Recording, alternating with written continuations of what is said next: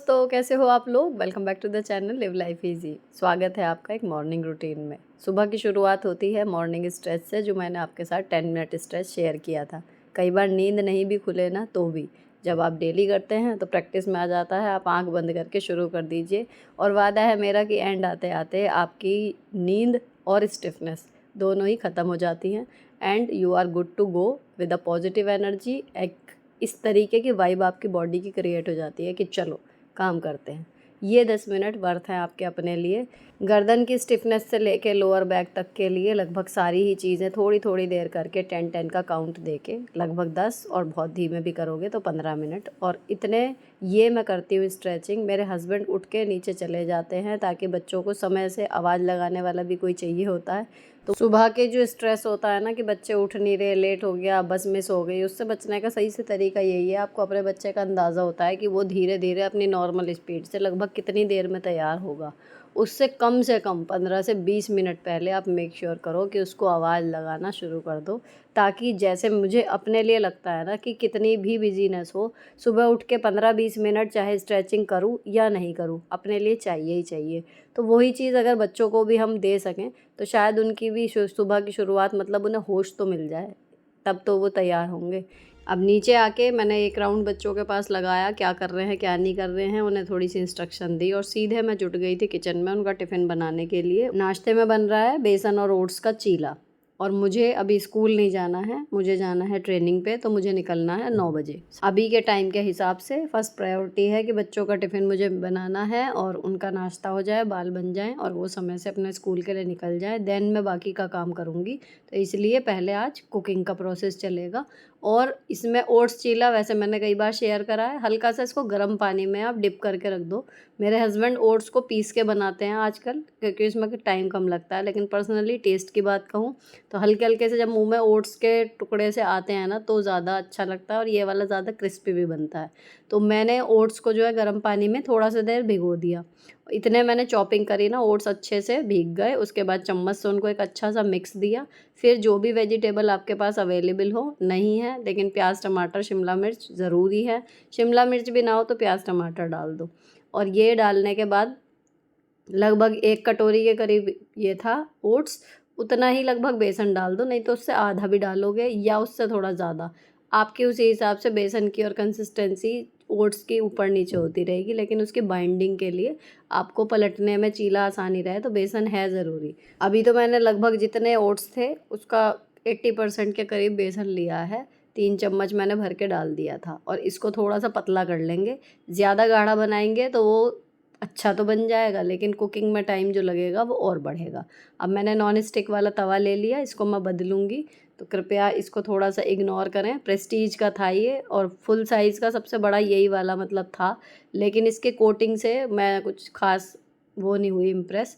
बहुत ही जल्दी ख़राब हो गया, इसको इतना टाइम नहीं हुआ था मैं यूज़ करते हुए जितनी जल्दी ये ख़राब हो गया। तवा गरम हो जाएगा तो ग्रीजिंग करके अपना बैटर इस पर फैला देंगे। उसके बाद इसको ढक्कन से ढक देंगे। लगभग 5 मिनट कम से कम ये लेगा। मीडियम से थोड़ी सी ऊपर आंच रहेगी तब इतनी देर ये कुक होगा। उतनी देर में एक काम जो हो सकता है वो बच्चों की जो लंच की छोटी डिब्बी जाती है उसमें कुछ फ्रूट्स या फिर ड्राई फ्रूट या कोई मिठाई रखी होती है, इस तरीके की चीज़ें मैं रख देती हूँ। थोड़ी सी मंचिंग के लिए चाहिए होता है कुछ, केवल एक पराठा और वही ले जाती हैं। पराठे 2 करने को वो राज़ी नहीं है, तो इस तरीके से थोड़ा सा ये है कि कुछ ना कुछ एक्स्ट्रा रहता है तो एक फुलर वाला फ़ील आता है। मैंने एप्पल रख दिया। आजकल वो छिलके के समेत ही एप्पल उन्हें पसंद आने लगे हैं, तो अब इनका छिलका नहीं उतारती हूँ। सेब का पहले ये उतरवा के छिलका तब रखवाती थी। अब इसमें आएगा कि ये काले नहीं पड़ते, इतनी देर नहीं पड़ते काले। जब तक इनका लंच होता है ना 10:30-11 तक ठीक रहते हैं ये। अब इतने मेरा सेब कट के वहाँ पे पैक हुआ है। यहाँ पर ये चीला पलटने के लिए तैयार है।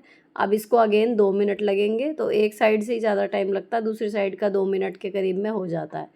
उतनी देर में मैं जो बर्तन रखे हुए हैं इधर उधर फैले हुए हैं कुछ वो, और जो टोकरा खाली करना है बाकी का कुल मिला के रात के धुले हुए बर्तन सब ये जगह पर रख दूँगी, ताकि एक काम इधर का ये निपट जाएगा।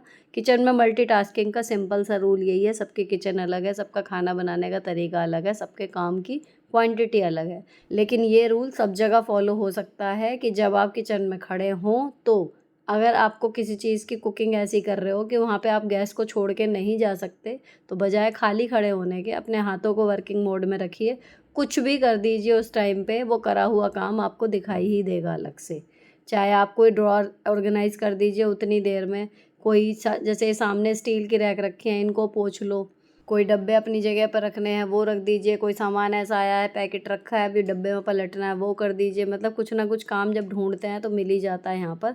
और जब वो हो जाता है ना तो बाद में लगता है कि हाँ, उसे एक कुकिंग के साथ हमने ये भी कर लिया। अब एक एक करके चीले होते जा रहे हैं, मैं दूसरा उस पर डालती जा रही हूँ। ये वाला चीला जब से मैंने खाना शुरू करा है ना, एक तो ओट्स हैं, डाइजेशन के लिए बहुत बढ़िया रहता है ये। आप खा के देखना, अगर आपको कॉन्स्टिपेशन वगैरह रहता है ना तो इससे देखना बहुत बढ़िया सा नाश्ता भी हो जाएगा और पेट बिल्कुल ठीक रहेगा। और दूसरी चीज़, जब से ये खाना शुरू किया है मैंने सिंपल बेसन का चीला लगभग छोड़ दिया है, क्योंकि ये टिफ़िन में भी बढ़िया लगता है ठंडा होके खाने के बाद भी। अब मैंने बच्चों के टिफ़िन पैक कर दिए और धीरे धीरे करके ये चीले एक एक करके सिकते जा रहे हैं, साथ में मैं काम करती जा रही हूँ। जब ये लास्ट चीला तवे पर आया है ना, ये जो मैंने पलटा है, अब इसके बाद हस्बैंड मेरे गैस बंद कर देंगे, क्योंकि मुझे बनाने हैं बच्चों के बाल। तो कई बार आरोही पहले बना लेती है, उसके मुझे देखने होते हैं, टचअप करने होते हैं, लेकिन आराध्या अपने बाल नहीं बना पाती, उससे नहीं संभलते ढंग से। और अगर बनाती है तो बहुत ज़्यादा टाइम लगता है, सुबह उतना टाइम नहीं होता। तो स्पेशली 5-7 मिनट मुझे इन दोनों के बाल बनाने के लिए अब रखने ही पड़ते हैं। बड़े हो गए तो ये एक वो है कि अब डेली का काम है, तो बनने लगा इसका रूटीन। अब मैंने इनकी चोटियाँ बना दी, आरोही आज बना चुकी थी, उसकी बस मुझे नीचे से थोड़ी सी ठीक कर रही थी, वो मैंने बाहर ही कर दी थी। और इसके बाद बच्चे जो हैं वो नाश्ता करके चले गए, वो मैं शूट नहीं कर पाई। देन उनके जाने के बाद अब मैं तुरंत सफाई में नहीं लगती। इनकी असेंबली होती है 7:30 बजे, तो मुझे तब पक्का होता है कि हाँ, मेरा बच्चा पहुंच गया होगा अब स्कूल, तब मैं सफाई में लगती हूँ। तो जितना टाइम अभी ये जो बीच का बचा है ना 15-20 मिनट, इसमें मैं और काम कर लूँगी बिना सफाई के। तो सबसे पहले मैंने लगा दिया लोड। अब ये जो लोड लग रहा है ना, ये 1 घंटे 18 मिनट का है, लेकिन मे बी जिस टाइम मुझे निकलना है, अगर तब तक ये समय नहीं बचा तो फिर ये है कि ये कपड़े फैलेंगे बाद में। लेकिन चलाया यही सोच के है कि मैं फैला ही जाऊंगी जैसे भी होगा। लेकिन अगर नहीं हुआ तो या तो मेरे हस्बैंड अगर पीछे हैं घर पे थोड़ी देर तो वो फैला देंगे, नहीं तो शाम को आके मैं इनको फैलाऊंगी। लेट इट बी, पर ये है कि धुल जाएंगे तो शाम में मैं आते ही फैला दूंगी, क्योंकि शाम को वहाँ से आने में लगभग 5:45 भी बज रहे हैं कई बार। तो काफ़ी हेक्टिक चल रहा है, और यही सोचते हुए मैंने ये वाला शेड्यूल वाला जो रूटीन शूट करा था ना, थोड़ा सा छोटा रखा था, क्योंकि वीडियो की ड्यूरेशन, मैं मानती हूँ आपको मेरी वीडियो लंबी ही पसंद है, लेकिन इस हफ्ते आपको थोड़ा सा एडजस्ट अगर आप कर लें तो बड़ा अच्छा रहेगा। क्योंकि थोड़ी ड्यूरेशन कम रहती है वीडियो की, तो मुझे एडिटिंग में जो टाइम है उसमें थोड़ा फ़र्क लगता है, इसीलिए अभी इस हफ्ते हेक्टिक है शेड्यूल, तो बिल्कुल ही मिस हो जाए इस वीडियो। इसकी वजह ये है कि छोटी छोटी जाती रहें, जैसा कि मैं हमेशा आप लोगों को भी कहती हूँ कि बिल्कुल कुछ ना हो, इससे अच्छा जो हो जाए वो अच्छा। तो अब मैं आ गई थी झाड़ू से पहले, फिर मैंने चादर वगैरह ये झाड़ के दोबारा बिछाई है, क्योंकि इसकी हालत कुछ ज़्यादा ही ख़राब हो गई थी। वरना रात को झाड़ के बिछाते हैं तो इस टाइम सिर्फ ठीक करना रहता है, जैसे ऊपर की मैं करके आई हूँ, लेकिन यहाँ पर कुछ ज़्यादा ही मैस मचा हुआ था, तो मैंने फिर पूरी उठा के इसको झाड़ दी। और इसे झाड़ने के बाद सारी चीज़ें जब जगह पर रख दूँगी, तब मैं फिर झाड़ू लगाना शुरू करूँगी। लॉबी ठीक ठाक है, लॉबी व्यवस्थित है। अगर आप सुबह झाड़ू पोछा करके जाते हैं खुद, तो वो तभी पॉसिबल है जब आप रात को 5-10 मिनट लगा के घर में सारी चीज़ें जगह पर रख दें। और जब अभी बच्चे ये करके गए हैं ना अभी तैयारी अपनी, तो उनके ब्रेसलेट, ये जो क्लचर लगाया था, यही सारी चीज़ें इधर उधर हो जाती हैं। 2-1 मिनट लगते हैं इन सबको, फिर मैंने जगह पर रख दिया। जब मैं तैयार होंगी तो फिर उस हिसाब से चीज़ें होंगी, और मैं हाथ के हाथ फिर रखती चली जाऊँगी। सारी चीज़ों को जगह पर रखने के बाद अब बारी है सफाई की, तो मैंने फटाफट से लगानी शुरू कर दी थी झाड़ू। झाड़ू के बाद फिर पोछा लगाऊंगी। और जितना भी हो ना, अगर डस्टिंग नहीं हो पाती, मेरा डस्टिंग का जो अलार्म है वो शाम का ही लगा हुआ है, क्योंकि तरीके से सामान अगर ज़्यादा फैल गया या कुछ भी है, उसको रखने में थोड़ा सा एक्स्ट्रा टाइम जाता है। और सुबह अगर वो एक्स्ट्रा टाइम आपके पास नहीं है तो पता लगा अधूरा रह गया, या फिर आप लेट होने लगे, या आपका कोई और ज़रूरी काम तैयार वैयार होने का छूट गया। इसलिए जिस काम में आपका टाइम थोड़ा बहुत कम ज़्यादा हो सकता है ना, उसको कभी भी मॉर्निंग शेड्यूल में ना रखो। फ्लोर की क्लीनिंग है, वो है 99% डेज़ में सुबह ही हो जाए तो ज़्यादा बढ़िया, बाद का फिर दिक्कत ही रहती है और ज़्यादा समय भी लगता है। फ्लोर की क्लीनिंग आपने कर ली, डस्टिंग ये है तसल्ली का काम है, तो वो आप अपना रखिए ऑफिस आवर्स के बाद, जब भी आपको टाइम मिले कि आधा घंटा रखना है आधा घंटा ही रखो, नहीं 1 घंटा रखना, 15 मिनट रखना 15 मिनट ही रखो, लेकिन बाद में करने का ये होगा कि 15 मिनट की बजाय अगर 20 मिनट लगने लगे तो आपका शेड्यूल डिस्टर्ब नहीं होगा जहाँ आपको काम के लिए जाना है। अब मैं उसके बाद नहा ली थी, नहाने के बाद मैंने बांध ली है साड़ी, ट्रेनिंग की वजह से बांधी है, लेकिन वहाँ पर इतनी गर्मी है मैं भी आज ही बांध ली है, उसके बाद शायद मैं दोबारा नंबर ना लगे साड़ी का, क्योंकि एक तो वहाँ मूवमेंट ना के बराबर है, कभी कुछ प्रेजेंटेशन ही करने जाना होता है तो जाना होता है, वरना लंबे टाइम तक आपको कुर्सी पर सेट होके बैठना है, सिर्फ खाने के लिए उठेंगे फिर बैठ जाएंगे, तो काफ़ी वहाँ पर ना गर्मी भी है और दूसरा एक अनईजीनेस सी हो रही है। अब जब मैं वॉइस ओवर कर रही हूँ तो 2 दिन हो चुके और 2 दिन में ही थकान जो है वो चेहरे पे दिख रही है, आगे आने वाले अभी 3-4 दिन और बचे हुए हैं, देखो शरीर का क्या होता है। सबसे ज़्यादा प्रॉब्लम जो है ना वो कमर में, पेट में, पैरों में वो लग रही है, क्योंकि लगातार बैठने का जो इतना लंबा वो है ना काम, और करने के लिए एग्जैक्टली कहना भागा दौड़ी ये वो ज़्यादा कुछ है नहीं, समझने का काम है, तो इसलिए थोड़ा सा मतलब रूटीन बिगड़ेगा शरीर का, पूरी वो है अंदाज़ा, एक हर बार होता है इस तरीके की चीज़ें, लेकिन ये है कि करना तो है ही, एक एक दिन करके, जस्ट ये है कि 1 निपटा 2 निपटा, इस तरीके से अपने आप को शाबाशी देते हम सभी टीचर्स, ऐसा नहीं है कि मैं, आगे बढ़ रहे हैं।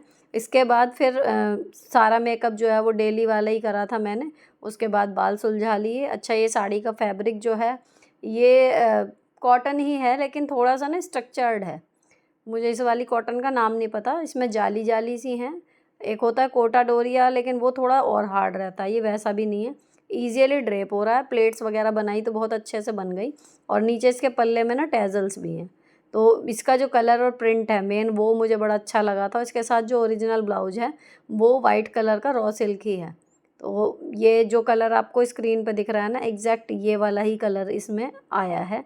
फ्रंट कैमरे से थोड़ा सा पिंक दिख रहा है, लेकिन जो आप अब देख रहे हो ना ये इस तरीके का ही कलर है। तो ये करने के बाद, तैयार होने के बाद फटाफट, मेरे हस्बैंड का आज व्रत था इसीलिए चीले भी कम बने थे, तो वो पूजा कर चुके हैं अब, और मैं अब कर रही हूँ। इसके बाद मुझे फटाफट से नाश्ता करना है एंड देन फिर मैं निकलूँगी। तो अब बजे हैं देखो 9 बजे से थोड़ा सा ऊपर गया है टाइम। अब मैं रेडी हूँ जाने के लिए, मेरे हस्बैंड भी रेडी हैं मुझे छोड़ के आने के लिए, और जो वहाँ ले जाने वाला बैग है उसमें मैंने ट्रेनिंग का फ़ोल्डर, अपने फ़ोन, चश्मा, ये सब चीज़ें संभाली ताकि वहाँ पर कोई दिक्कत ना हो। और जितना भी यूट्यूब का कंटेंट आप देख रहे होंगे, इंस्टाग्राम पे देख रहे होंगे, वो सब मैं रात को ही शेड्यूल कर दिया था। इवन ट्रेनिंग पे जाने से पहले मैंने 2 दिन का काफ़ी हद तक कोशिश करी थी। अब दिक्कत शुरू होगी क्योंकि एडवांस वाला काम अब ख़त्म। खैर, इस चीज़ को यहीं पर छोड़ के एक बार मैंने स्कूल का बैग उठा लिया तो फिर मैं अपने टीचिंग मोड में आ जाती हूँ। उसके बाद फिर वहाँ पर अपना 100% दे के सबसे खूब दिल से मिलते हैं, क्योंकि ट्रेनिंग में सब मिलते हैं। उसके बाद मैं अपना फुल ऑन वहाँ रहती हूँ, फिर मैं नहीं सोचती ज़्यादा इधर उधर के बारे में। बट वापस लौटते लौटते टाइम और एनर्जी दोनों ही लगभग ख़त्म हो जाते हैं। इसी के साथ ये व्लॉग भी ख़त्म हो रहा है। अच्छा लगा हो तो चैनल को सब्सक्राइब कर देना आगे के देखने के लिए रूटीन। मिलती हूँ आपसे नेक्स्ट वीडियो में। Till then bye bye, stay beautiful always.